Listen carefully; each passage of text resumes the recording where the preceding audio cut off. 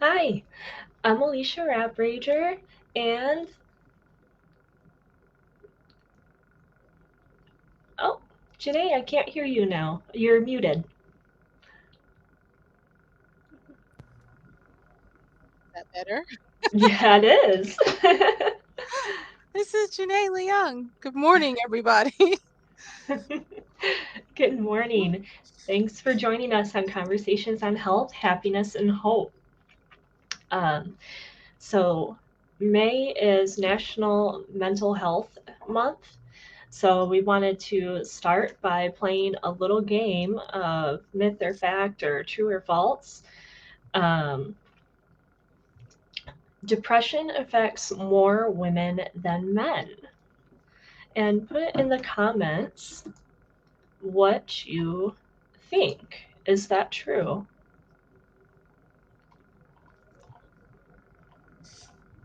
All right, and we are streaming in the group. Oh, good morning, April. Thank you. April's with us. Good morning.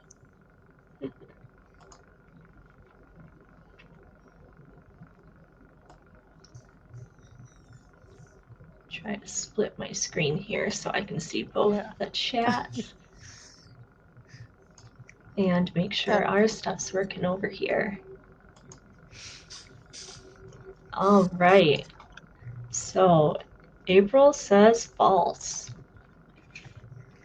That is a good um, a good thought, but depression actually affects more women than men. However, social anxiety disorder is about equal. But you also need to keep in mind that women are more likely to seek assistance than men. So it's only what we know that it's reported. yes, yeah, I think that's true too. And then also I think some of depression, like there's different ways that people express depression, and Mhm. anger tends to be something that men lean towards too more than women, but anger is kind of seen as just a normal emotion for men to have, or it's more acceptable in men than it is in women. So we don't really look at someone who is angry and say, "Oh, they might be depressed." We're just like, "Oh, they're just a jerk." um, so, and it was when I was looking into depression and things like that, I was very interested because I'm like, "Oh, I'm not depressed." But then when I looked at how depression is expressed, and I'm like, "Oh, I tend to have a lot more of a quote unquote masculine expression of depression where I kind of keep it inside, then all of a sudden I explode and I get really, really upset. I can't sleep or I sleep too much, that type of thing." Like for me, I don't know I'm depressed until I start feeling the physical signs of it. And I'm like, "Oh, okay, what's this all about? Why am I sleeping so much? Why am I so irritable and frustrated all the time?" That type of thing. So, I don't know if you think that that is you're more of an expert in that area than I am. Well, um, not clinical or anything, but I've just done a lot of reading. I'm surprised, first of all, that you have like the anger and the outbursts that you mentioned because you just seem so collected and calm all the time that I talk to you. So so bravo on recognizing that. Um, but yeah, for me, like when it comes to anxiety, I definitely feel it physically in my body. Like I shake or I get stuck. Like that's one of my problems recently with like the sleep and whatnot is I'm so anxious Mhm, that I just stay in one place for way too long until I'm ready to like psych myself up to like leave the love seat or something. Um, mhm. but yes, I've been told and read that anxiety and depression in men is typically more of anger, frustration, like impatience. So Mhm. um, the lack of sleep as well is both for like men and female, having trouble sleeping. Mm. Thanks for sharing. So, oh, thank you. So our next question, which I thought was really interesting, is the last lobotomy was performed in 1940. Is that true or false?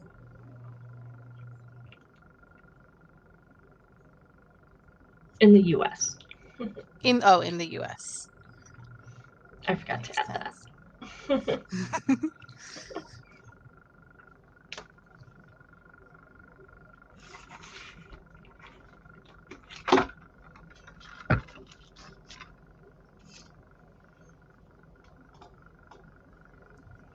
And then again, we're just given some time to Hmm. um, chime in with what you think is the answer.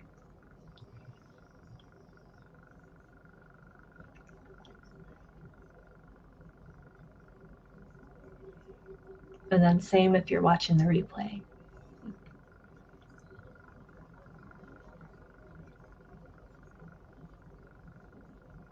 And then, so is anybody responding just yet? I don't see anything on my end. Okay. Let me refresh. Okay. Well, it is a very unique question. Like I don't know the answer to that. Yeah, I learned this in my behavioral health class, and I thought it was fascinating, Hmm. uh, and also kind of scary and sad. So, Yes. yeah, there's nothing, no guesses. So if you want Yeah, to all right. reveal that, All right. So the answer is no, that the last lobotomy in the US was performed in 1967, which is interesting because when you said 1940, I was thinking in my mind, I thought 1950s, but really didn't think that it happened after the 50s, because so much had come out already by that point. Mhm. But I guess not 1967. So Yeah, yeah. and that person unfortunately died after that procedure. And Hmm. I think of that time frame and I'm like, wow, this is during our parents' um, lifetimes, you know? Yeah. So, yeah, so glad we have come so far. Yes. Yes. And always before I say make this statement, I always want to make the disclaimer. I believe in our medical system. I take my medications, I go to my doctors, I see my mental health professionals. But it just always amazes me how the first go-to with traditional medicine, especially in the West, is to remove parts of our body that seem to be troubling us instead of really trying to find a root cause to help those parts. And then years later they backtrack, but it doesn't do anything for the person who died or for the people who were lobotomized and had, parts of themselves removed, and you can never get that back. So, my Exactly. suggestion is always do your research. We've come a long way and there's a lot that we know now, a lot of science behind a lot of things, but there's a lot we still don't know. Um, there's a lot we're still discovering every day. Good advice. Thanks, Janae. Um, this one might shock you too. So in 2019, what is your guess on the number of people living with a mental health condition? And this is worldwide.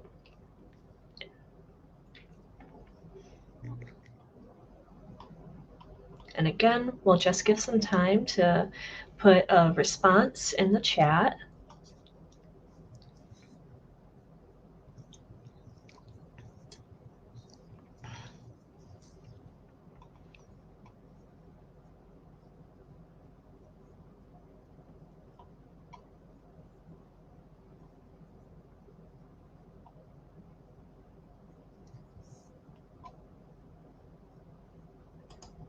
I'm gonna refresh again just in case I need to keep doing that.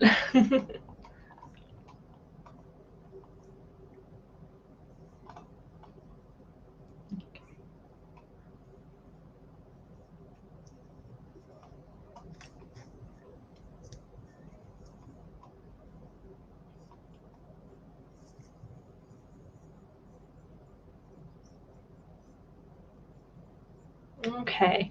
Well, I'm not seeing any responses, but in 2019, worldwide, there were there were 970 million people with a mental health disorder diagnosed, and that is one in every 8 people. Wow. So that includes like stress, anxiety disorder, Mm-hmm. ADHD, all of it. Yeah. All of it. Yeah. Yeah. That's a lot because like just think of the numbers of times you get together in a group of like 6, 8, 10 people. You know, Mm-hmm. one in 8. Right. Right. Exactly. Mm. Um, that's really it's telling, I feel like, because um there's so much in our society that we're just rushing forward and doing lots of things and um self-care and taking time to not work all the time is really hard. Um, Mhm. I think we touched on that before about sometimes when we're not working, we feel like we're not doing anything, but sometimes not doing anything is the work that we need to do. Um, and then there's, some people there. I was reading this article last week, and I can't remember where it was from, but it was talking about the fact that people move from the city to the countryside thinking that they're going to get the rest and relaxation that they need and get rid of stress, which, yes, I mean, I will say I have way less um, of that go, go, go stress. But the Mhm. backside of that is when you live further out, you have less access to medical care and mental health care, and everything's a little is further away.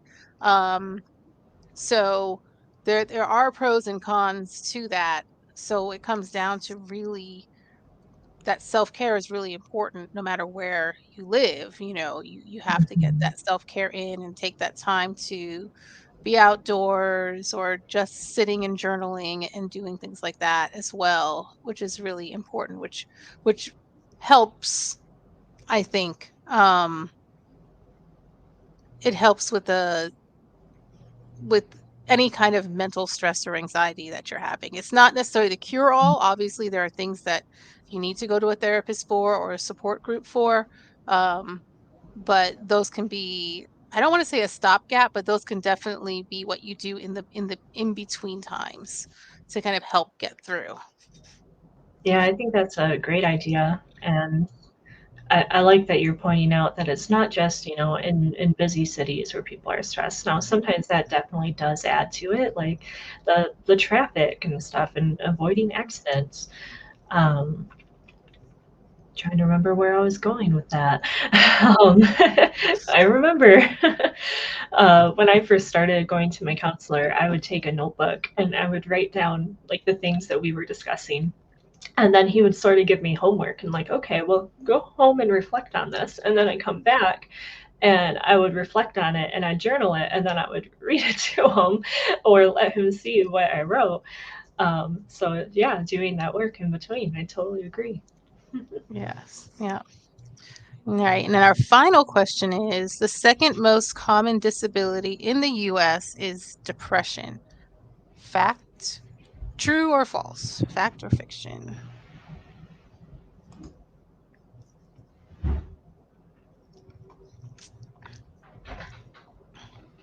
I think this is kind of fun. It's kind of the things that you don't normally think about in this way all together at once. Right. Kind of like puts everything in perspective. Yeah. Perspective is huge. Yes. That makes me think always back to like that GI Joe. Now you know, knowing is half the battle. Yes. And the You probably don't remember GI Joe. You're too young for GI Joe. I may have seen some GI Joe. um, but also the um, what is it? Now you know, do better. or once you know, do better, something like Oh, that. okay. So, Yeah, yeah. kind of the same concept. Hmm. I always forget that we're not the same age. Me too. Until I say something like that, I'm like, oh, that's right. Right. All right. So I'm not seeing any responses, and for people who will be watching the replay, I think that gave them some time. Um, so, It is a fact. So depression is the second most common disability in the US, with pain being number one. And that's interesting because I never really thought of pain itself being a disability. So, like, I have pain with arthritis, and so to my mind, I'm thinking arthritis is a disability, but really it's the pain that's a disability, the pain that comes with it. Because arthritis is really just swelling, and if you can take control of the swelling, then you don't have the pain anymore. well, that's good to know. Yeah. You Yeah. you deal with so much, and I'm just amazed by you with all the things that you do. Oh my goodness.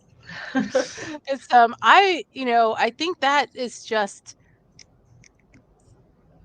when I put it all separate, it feels like a lot, but then when I just put it down under autoimmune because I have the Hashimoto's, then it makes sense. It's like, well, it's probably really not arthritis per se. It's probably another form of the autoimmune disease because that's what it does. It just moves around, attacking different parts of your body.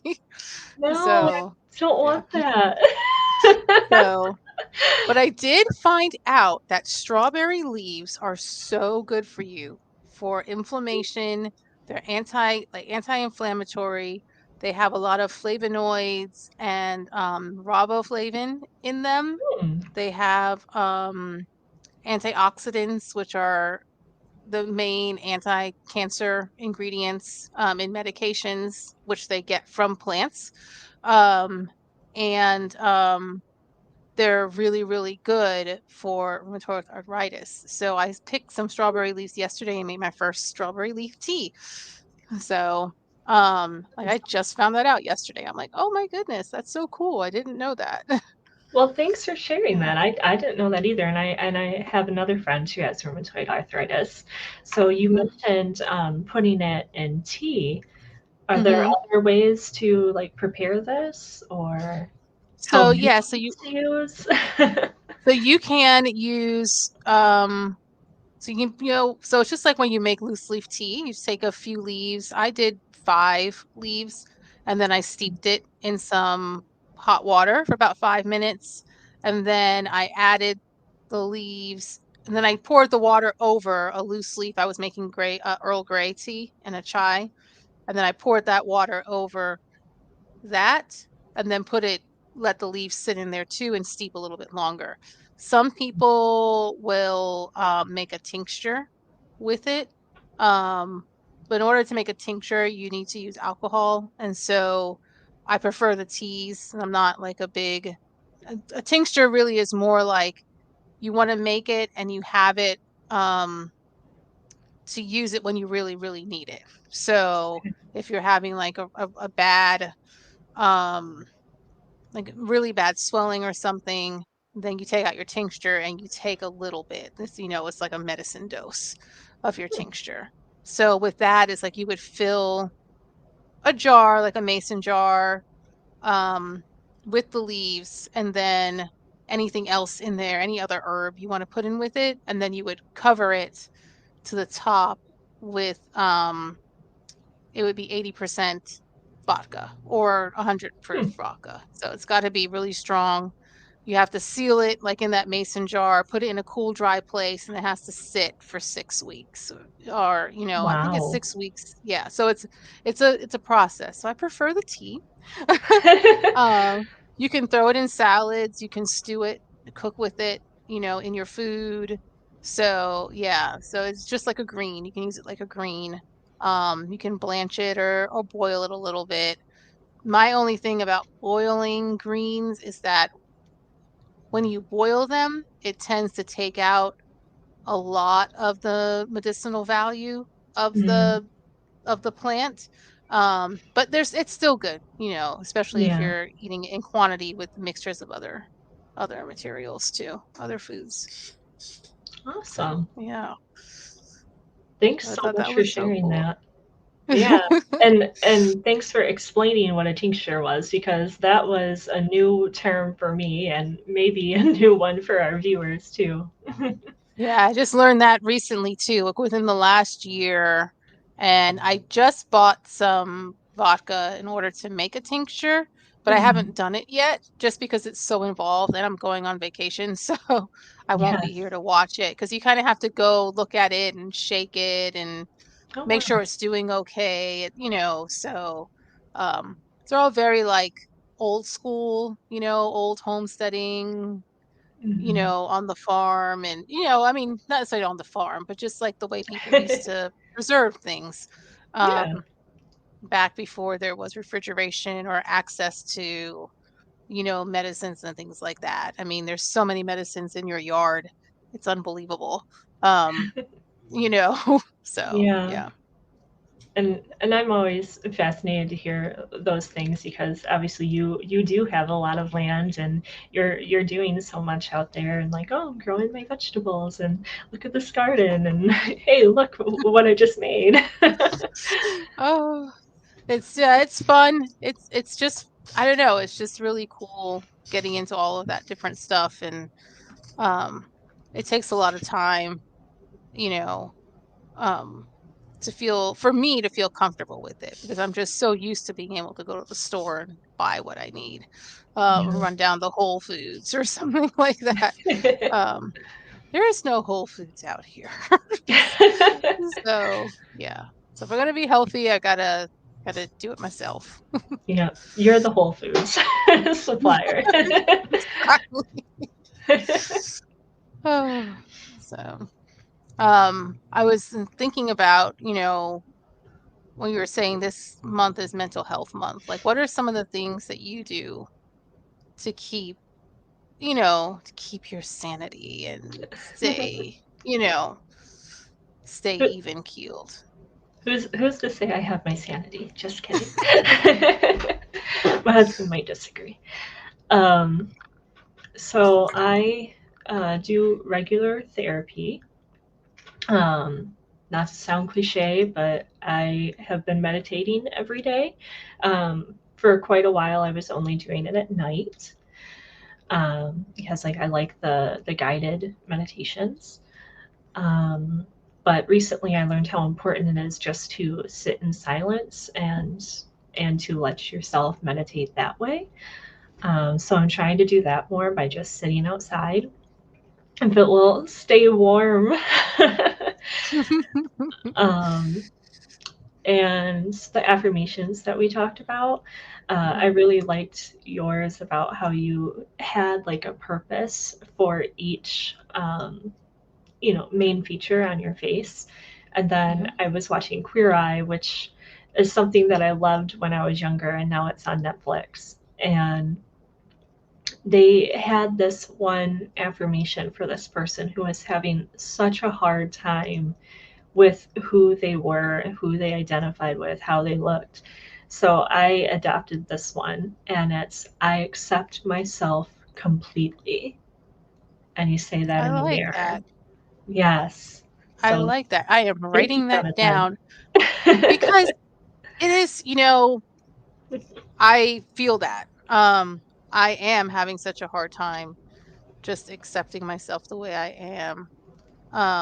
And so, but I like that because there's no caveats to that. Mhm. Um, Yeah, and it encompasses everything. Like you don't have to think about which ways do I accept myself. I just accept myself completely. exactly. Well, Oh, I'm glad you yeah. like that as much as I did. So, Yeah, I love that one. What about your hobbies? Because I know you do lots of, like, you paint and do all that stuff too. yes. Um, so I like to color. That is something that I started doing with my mother-in-law. So she has a bunch of adult coloring books, and one of the first times I went back there, her mother gave me one, and then I've been getting them as gifts like every year since. And it's just so nice because you can be really mindful of the colors and like turn it into artwork when I have like more energy, more of that creative energy. And then you can really just minimize how much you do, you know, constrict yourself to just like two colors or three colors and just let the time pass, and it's just so therapeutic. And again, I'll either do this outside on the swing in the warmer weather, or curled up on the love seat with a blanket, Nala next to me, some hot tea. And that's something that I really enjoy. Painting, of course. My mom is a fantastic artist. Yes. Thank you. And I definitely have a lot of passion for the arts, because of my mom. Writing, as you said, so Mm-hmm. um, journaling and just reflecting. I don't know if it's much as a hobby, but I like to write in general. Mm-hmm. Um, and then something that my husband and I just started is RC drift cars. And I'll tell What? you what, that is something that will completely take your mind off of whatever is bothering you, because you are focusing on the cars are 1/10 scale, so they're Okay. this big. Um, and I don't know if you've ever watched drifting, but you're going sideways. Okay. Yeah. And I know drifting from Cars, the cartoon. oh, That's nice. what I know it from. I know it from one of my favorite Fast and Furious movies, Tokyo Drift, where people will argue it has the most racing of all the movies. But yeah, it has what's called a gyro, which helps keep it stable and keep it turning. Um, and it's actually kind of hard to go straight in the vehicle because it wants to kick out and help you so you can drift. And this is something that Chris and I have done 2 weekends in a row now. And the people there are so helpful. They're so fun. And they're like, oh, you're doing better than I was my first time, or I couldn't even get around the track. And there was this little, I call him a prodigy. He's the son of one of the owners, and probably only 2 or 3 years old. And I was just amazed how well he was driving. Oh, Like, wow. so much better. Like, you would have thought he was an adult. It was really Wow. impressive. But yeah, that is a new hobby. That's a lot of fun. That's completely different from all of my creative hobbies, because once I was even not criticized, but had this comment made, by the business coach. You're like, what do you do for fun? It's like, no, painting, that you use your mind. Like writing, you use your mind. What do you do for fun? And I was like, oh, I sing and dance occasionally just for myself. So Oh, that's that's that's a hilarious. hobby. Oh my goodness. Yeah, yeah, that's yep. I never thought about it. Yeah, painting, writing, it all it's work, even though it is fun and it's enjoyable, but it is work. But yeah, and so it's just remote control. That's so cool. Yeah, I didn't even know that was a thing, like RC drift racing, I right? Is didn't what you called either. it? Wonder that'd be neat to see. My son might enjoy that. Yeah, definitely check it out to see if there's something like that around you. Yeah. I know a lot of the kids out here have four-wheelers.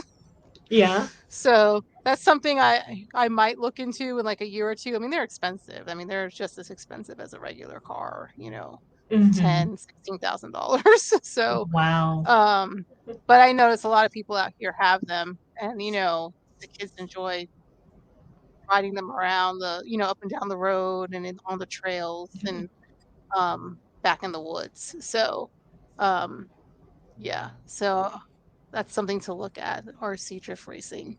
Um, Yeah. And maybe yeah. even with the four-wheelers, you can rent one, maybe? Mhm. Oh, that's true, I never thought about that. Renting one. Yeah. Yeah. Cool.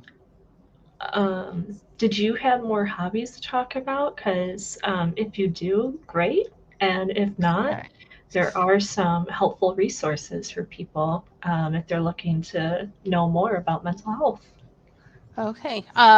So I mean, I like you, I like to paint. I'm not my sister, my daughter is the real artist in the family. She Oh, has a really great eye for color and things like that. But I do like to paint, and I like to work with woodworking.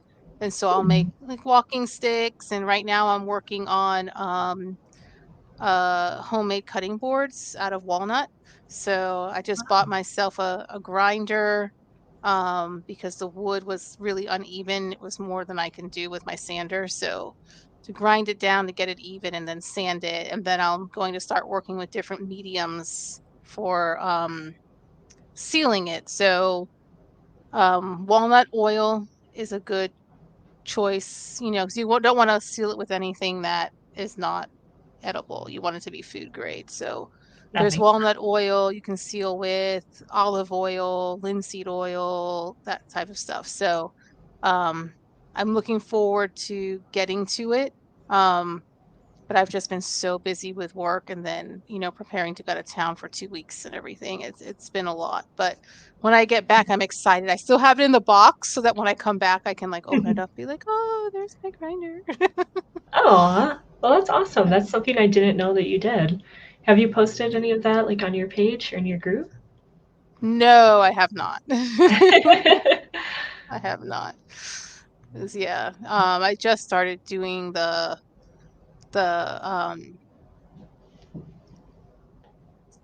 the cutting boards. I just started working with the cutting boards. I've been doing the walking sticks, but they're more like a labor of love. It just takes me time to, like, find the right stick, and then to work with it, it's just 'cause it's a hobby, so I Yeah. just, do it slowly, and, um, I I've the last 2 that I made, I gifted, to other Oh, people, so, yeah. that's very nice. Right. So, you were talking about resources Yes, thank for mental you. health. I love how I always learn something new about you. And you. So there are a few sites where you can find information. The first one to talk about is NAMI, is the National Alliance for Mental Illness. Um, Now, this may not have the most in depth or wide scope of information, but it really is more of like a community for people because you can become a member and participate in blogging and seeing what others have to say about their experiences and learning from that and sharing yourself. um, they also on NAMI, they have like funding for like donations and stuff. That was something that kind of turned me off from the site a little, was just because there were so many pop-ups for like donations and Mhm. fundraisers. But I think that's really great because they have events that you can sign up for. So if you're looking to, I don't know, maybe find more people who are going through something similar to you or similar to one of your loved ones, then NAMI is kind of a good place for that. Um, there's also one that has a lot of scientific journals, like peer reviewed, and that's NIM as in Mary, H as in Henry, dot NIH dot gov, and that's the National Institute for Mental Health. And this is a government website, so it's heavily monitored. This one's not like member usage, but this has such a broad scope of like every condition you could think of. Um, and you can just find a lot of credible, usable content on there. So you can really increase your understanding, and also it'll probably point you in the right directions of places to go to help you out with that. And then there is also the SAMHSA website. Um, Now, this I believe is specifically for Michigan. I'm not Okay. sure. I what? Oh, no, no, no, I was just Oh, saying, "Oh, okay." I was wondering if maybe you knew or not. Mhm, But the Samsung website, you get to it from mentalhealth.gov, and then it's substance abuse, mental health, and now I'm trying to remember the rest of it. But anyway, SAMHSA is very credible as well, and they deal with like substance abuse disorder. I mean, excuse me, mhm, substance use disorder, substance abuse, along with how that ties into mental health.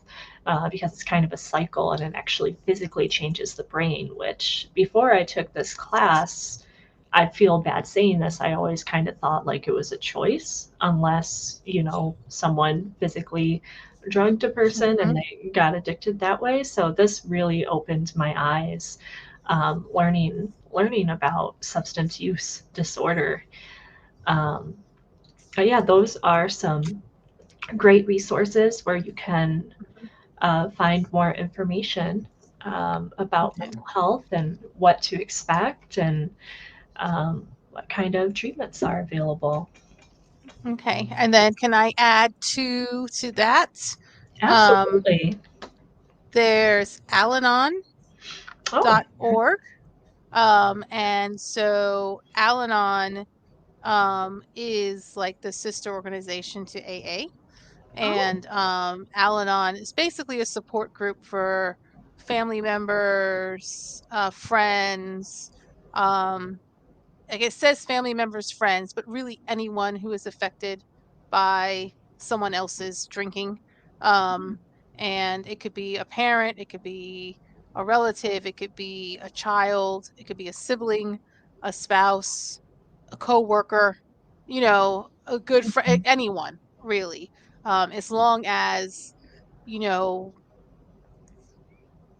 because there's very specific ways in which that, the disease of alcoholism, which is what I call the umbrella, and then underneath that is, like other substance abuses and, drugs mhm, and things like that. But there are very, the symptoms and the way that it affects people who have dealt with that are very similar. Though you have very similar, what is the word? Presentation of symptoms as other mental health issues. And so it's very interesting because a lot of times if that's what you're dealing with, your stress and your trauma is causing your body to react and to be a certain way. But if you can get down to that core, um, face that core issue, then some of those symptoms kind of start to dissipate over time, as well as dealing with some other um, sources um, like therapy. So, and then here I'm just looking up, and then there's AA.org, which of course is if you are suffering from the disease of alcoholism. Um, yes. then you can go there, and there's meetings, there's groups. I always say the AAs have more fun than the Al-Anons because they get to go on retreats and stuff like that, and Oh, we wow. don't have that in Al-Anon, usually because we're dealing with fallout. So, Oh, um, yes. So, but, it's, it's once you're committed, it's a great, great program. And of course, the first step in any disease, whether it's dealing with stress or social anxiety, or whether it's um, dealing with a substance abuse issue, or identifying that you're dealing with somebody else's substance abuse issue, is admitting it. um, admitting that there's something going on, because you can't take any steps to do anything unless you can admit that there's a problem. Agreed. Mm. Yeah. So, yeah. So that's those are my two little things. Oh, and BetterHelp. I mean, I'm not Yes. affiliated with BetterHelp at all, but I'm just been looking into that recently as an alternative, especially being in such a rural area. Um, so they seem to have very reasonable prices, and yeah, so I'm looking forward to that. So that's something I know that's popped up in a lot of different places as a resource. So I'd like to talk. We talked a little bit about hobbies, but what I wanted to do was maybe do a little bit more research on like the effects of that mentally, like, you know, and maybe I'll put it in the comments later on after you post the video. Yeah, I like that. So yeah. But And thanks yeah. for mentioning BetterHelp. That's something that I've mentioned to a couple family members as well for like the costly. And I looked at this website that compared like five or so of the online therapies, and it was up there. And I'm not affiliated either. So if you do that, I really hope that it's a good experience. And yeah, let us know. Yeah. Yeah. It was so good talking to you today, as always. Yes, it was great talking with you as well, and thanks for always bringing just so much knowledge to our broadcast. Thanks for watching, whether you're live or on the replay. This is Conversations on Health, Happiness, and Hope, and stay inspired. And do something that makes you stronger every day. Love it. Bye. Bye.